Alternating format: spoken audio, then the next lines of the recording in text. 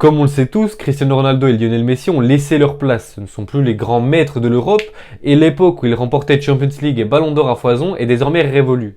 Mais ils ont laissé leur place à des jeunes très talentueux. Et c'est pourquoi aujourd'hui on va se poser une question très simple. Est-ce que Erling Haaland est le meilleur joueur au monde? Bonjour à tous, moi c'est Enzo de BeFootball et bienvenue dans cette nouvelle vidéo.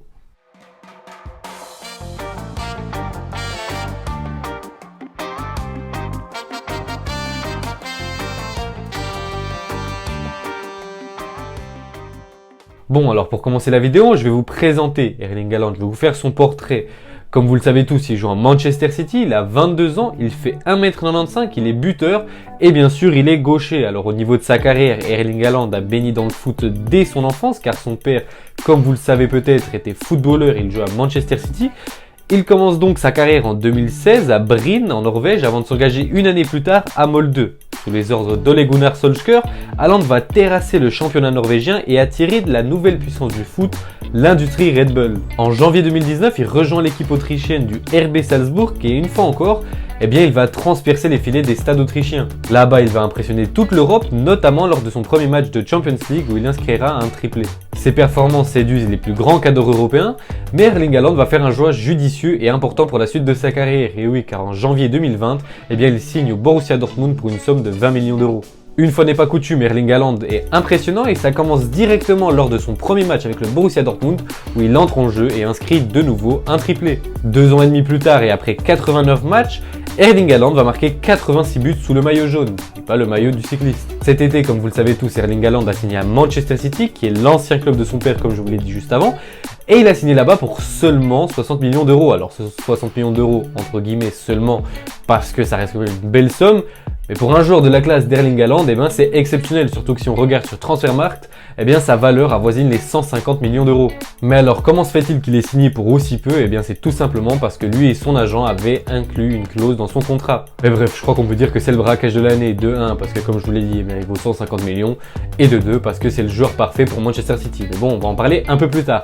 En tout cas, s'il réalise de si belles performances, c'est quand même parce qu'il a un talent. La première, la plus logique, en tout cas celle à laquelle on pourrait penser directement, c'est son jeu de tête. Et oui, par rapport à sa taille, il fait 1m95. Erling Haaland est capable de mettre un bon nombre de buts de la tête, même si c'était pas trop le cas avant, aujourd'hui il est très bon dans le domaine. Et sur ses 10 derniers buts en Première Ligue, 2 sont marqués de la tête. Alors c'est pas énorme, si on calcule sur toute une saison, ça peut faire quand même une dizaine voire une quinzaine de buts s'il continue avec ce ratio. Ensuite, Erling Haaland a une qualité physique en général. Il est grand, puissant et rapide. Presque toutes les qualités, j'ai envie de dire.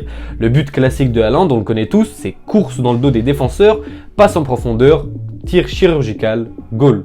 Et oui, Erling Haaland est très bon dans les grands espaces, on a notamment pu le voir au Borussia Dortmund l'année passée. Bien sûr, si je vous parle de ses qualités, je suis obligé de vous parler de sa finition létale, il en est déjà à 141 buts en 184 matchs depuis le début de sa carrière.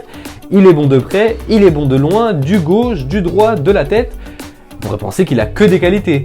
Mais non. Bon, déjà, il est pas très bon dans les petits espaces. Ça pourrait peut-être poser problème avec le style de jeu de Guardiola. Mais bon, on en parlera un peu plus tard. Il est mauvais dans les petits espaces, comme je vous le dis, parce que c'est pas forcément le joueur le plus technique, mais c'est aussi dû à sa taille. Mais bon, ses autres qualités sont tellement impressionnantes qu'elles cachent ses défauts. Et oui, Haaland est un buteur pur, comme on en voit rarement de nos jours. C'est pas un Benzema qui va pouvoir redescendre au milieu de terrain afin de créer le jeu. Non, lui, ses qualités, c'est vitesse, puissance, tir, comme je vous l'ai dit justement. C'est pas le joueur qui va te faire des dribbles exceptionnels ou alors des passes millimétrées. Même si, attention, il reste quand même très bon dans la conservation du ballon et sait vraiment se défendre des défenseurs. Se défendre des défenseurs, elle est pas mal celle-là. Mais bref, si maintenant on passe à son principal défaut, pour moi, c'est ses blessures. Il n'a pas vraiment eu d'absence vraiment longue, mais elles n'ont pas été forcément très courtes, avec par exemple, des fois à Dortmund, 7 matchs manqués, voire 8 matchs manqués. Et si on revient au thème de la vidéo, est-ce que Haaland est le meilleur joueur du monde?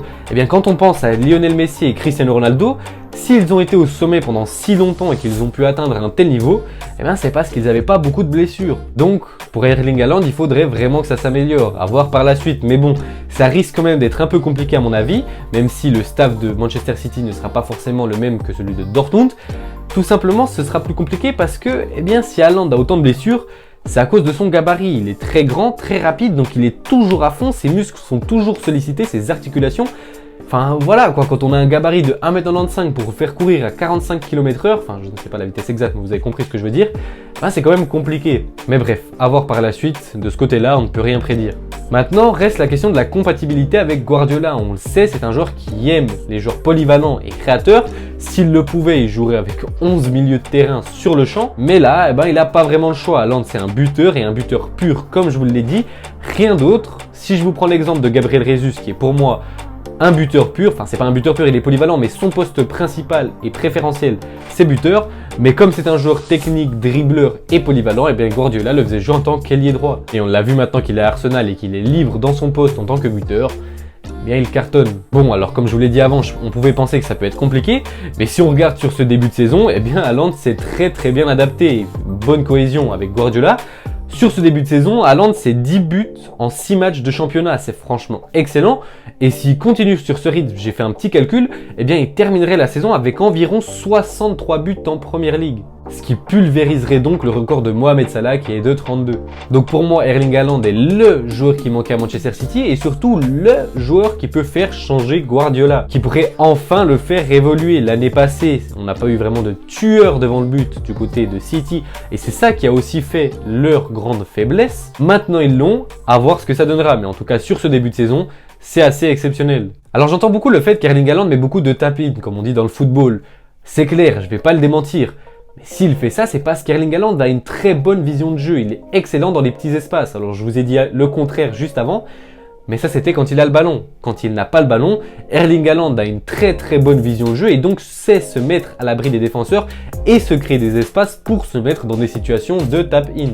Donc pour moi, le fait qu'il mette des buts comme ça, c'est pas quelque chose sur lequel on doit le critiquer, mais peut-être quelque chose sur lequel on devrait le féliciter. Mais bref, pour moi, du côté de l'entente entre Guardiola et Erling Haaland, il n'y a aucun problème. J'ai presque envie de dire qu'elle est parfaite. Pour moi, City cette année peut vraiment gagner la Ligue des Champions. J'ai l'impression qu'ils viennent de trouver la dernière pierre d'infinité. Mais bon, c'est pas parce que tu as toutes les gemmes de l'infini que tu gagnes forcément.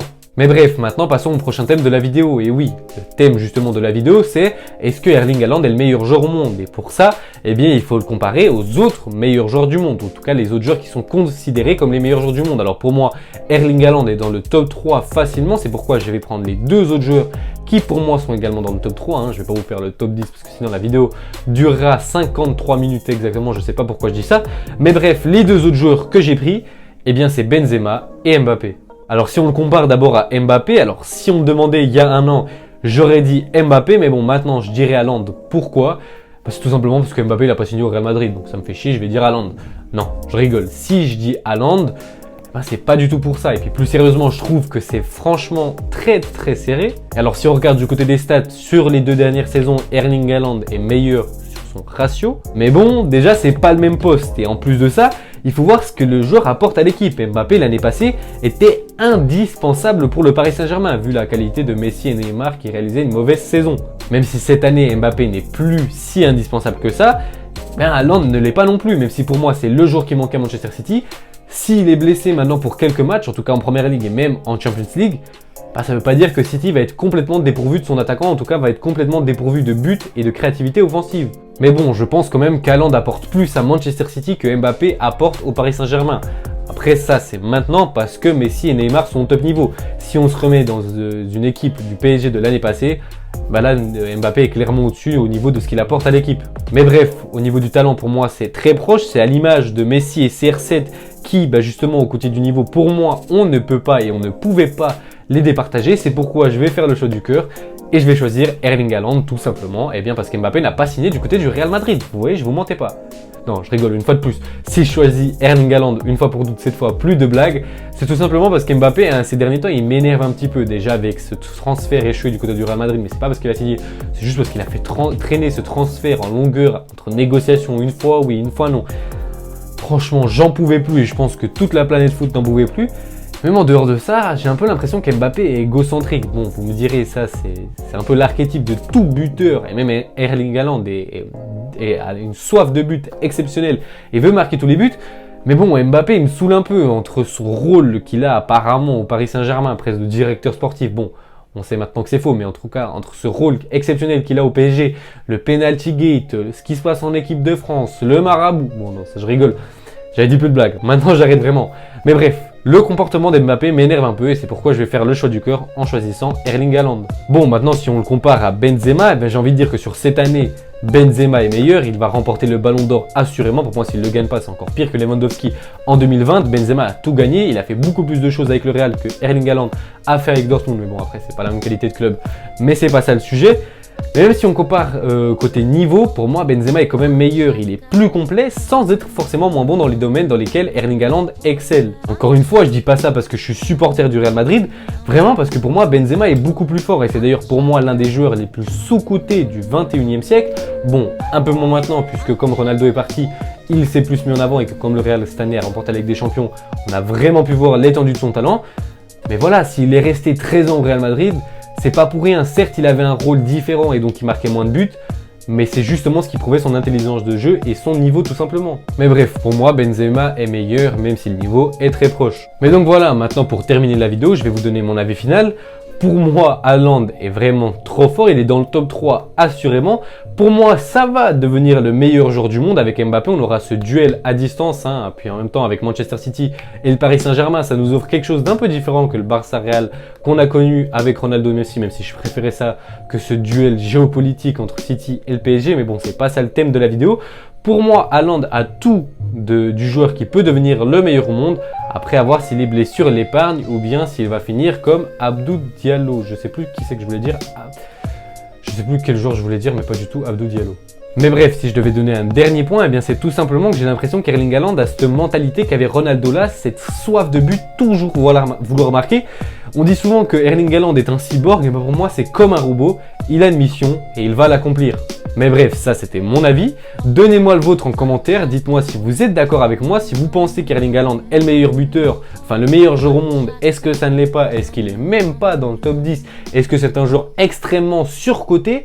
Dites-moi tout ça en commentaire. En tout cas, si vous avez aimé la vidéo, n'hésitez pas à la liker, à commenter, à la partager et à vous abonner. Moi je vous dis à la prochaine pour une nouvelle vidéo. Allez, ciao!